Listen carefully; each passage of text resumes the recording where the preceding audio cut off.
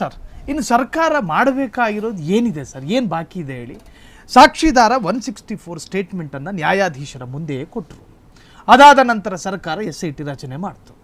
SIT ಅವರು ಅಖಾಡಕ್ಕಿಳಿದು ತನಿಖೆಯನ್ನು ಶುರು ಮಾಡ್ಕೊಂಡ್ರು. ಇನ್ನು ವಿಟ್ನೆಸ್ ಪ್ರೊಟೆಕ್ಷನ್ ಆ್ಯಕ್ಟ್ ಪ್ರಕಾರ ಆ ಸಾಕ್ಷಿದಾರನಿಗೆ ಸರ್ಕಾರ ಕೊಡಬೇಕಾದ ಅಥವಾ ಕಾನೂನು ಕೊಡಲೇಬೇಕಾದ ಎಲ್ಲ ಭದ್ರತೆಯನ್ನು ಕೂಡ ಕೊಡ್ತು. ಅವನ್ನ ಕರ್ಕೊಬರೋದಕ್ಕೂ ಅಧಿಕಾರಿಗಳೇ ಹೋದರು, ಬಿಟ್ಟು ಬರೋದಕ್ಕೂ ಅಧಿಕಾರಿಗಳೇ ಹೋದರು. ಆತ ಮಾರ್ಕ್ ಮಾಡಿದ 13 ಸಮಾಧಿಗಳನ್ನು ಕೂಡ ಅಗದ್ರು. ಸಿಕ್ಕಿದ್ದೇನು ಸರ್? ಮಣ್ಣಲ್ಲದೆ ಇನ್ನೇನು ಸಿಕ್ತು? ಇನ್ನೇನು ಸರ್ಕಾರ ಮಾಡಬೇಕು ಅಂತ ಹೇಳ್ತೀರಾ? ನನ್ನ ಪ್ರಕಾರ ಹಣ ಮತ್ತು ಅಧಿಕಾರದ ಪರದೆಯ ಹಿಂದೆ ಏನು ನಡೀತಾ ಇದೆ ಅದು ತೊಲಗಬೇಕು.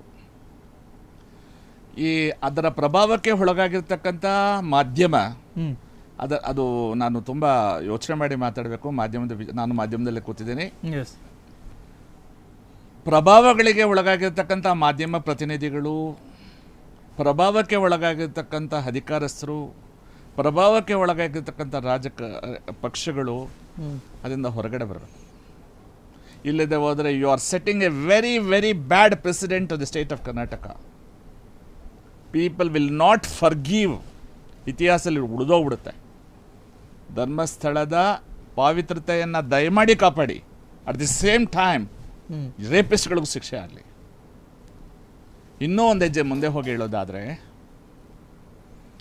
ಸಾವಿರಾರು ಕೋಟಿ ರೂಪಾಯಿಗಳ ಆಸ್ತಿಗಳು, ಹಣಕಾಸಿನ ವ್ಯವಹಾರಗಳು ಇತ್ಯಾದಿಗಳು ನಿರ್ವಹಿಸ್ತಾ ಇರ್ತಕ್ಕಂಥ ಜವಾಬ್ದಾರಿಯುತ ಸ್ಥಾನದಲ್ಲಿರ್ತಕ್ಕಂಥ ದೇವಸ್ಥಾನದ ವ್ಯಕ್ತಿಗಳು ನೈತಿಕ ಹೊಣೆ ಹೊತ್ತು ಇವೆಲ್ಲ ತೀರ್ಮಾನ ಆಗೋ ತನಕ ಅವರು ಹೊರಗಡೆ ಬರಬೇಕು. ಎಲ್ಲ ಸಮಿತಿಗಳನ್ನು, ಎಲ್ಲ ಸಂಘಟನೆಗಳು, ಅದಕ್ಕೆ ಸಂಬಂಧಪಟ್ಟಿರ್ತಕ್ಕಂಥ ಬೇರೆ ಬೇರೆ ಏನಿದೆ ಅವೆಲ್ಲ ವಿಸರ್ಜನೆ ಪಡಿಸಬೇಕು. ಇದು ಈಗಾಗಲೇ ಸುಪ್ರೀಂ ಕೋರ್ಟಲ್ಲಿ, ಹೈಕೋರ್ಟಲ್ಲಿ ಧರ್ಮಸ್ಥಳದ ದೇವಾಲಯ ಖಾಸಗಿ ಸ್ವತ್ತು, ಇದರ ವಿಚಾರದಲ್ಲಿ ಬೇರೆಯವರು ಹಸ್ತಕ್ಷೇಪ ಮಾಡಬಾರ್ದು ಅಂತ ಒಂದು ಸಂದರ್ಭದಲ್ಲಿ ತೀರ್ಪು ಬಂದಿದೆ. ಆ ಸಂದರ್ಭಕ್ಕೆ ಅದು ಸರಿ ಇತ್ತು. ಈ ಸಂದರ್ಭಕ್ಕೆ ಅದು ಸರಿ ಅಲ್ಲ.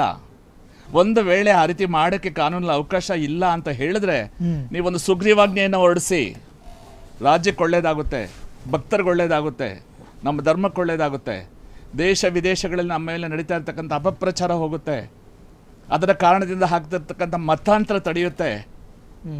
ಸುಗ್ರೀವಾಜ್ಞೆ ಹೊರಡಿಸಿ ಎಲ್ಲವನ್ನು ನಿಯಂತ್ರಣ ತಗೊಳ್ಳಿ.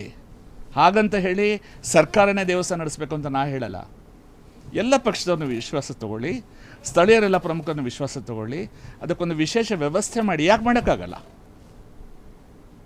ಸರ್ಕಾರ ಇದರಲ್ಲಿ ಎಡುತ್ತಾ ಇದೆ.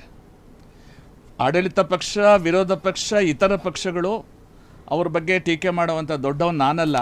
ಆದರೆ ಅನಿವಾರ್ಯವಾಗಿ ನಾನು ಹೇಳ್ತಾ ಇದ್ದೀನಿ, ಯಾರೂ ಸಹ ಈ ವಿಚಾರವನ್ನು ತಮ್ಮ ಚಿಂತನೆಗೆ ಒಳಪಡಿಸಿ ಪ್ರಾಮಾಣಿಕವಾದ ಪರಿಹಾರವನ್ನು ಪಡೆಯೋ ಪ್ರಯತ್ನ ಮಾಡ್ತಾ ಇಲ್ಲ. ಬದಲಾಗಿ ರಾಜಕೀಯದ ಬೇಳೆಕಾಳು ಬೇಯಿಸ್ಕೊಳ್ಳೋದು. They are trying, each one is trying to take political mileage out of it and each one trying to make personal gains out of it.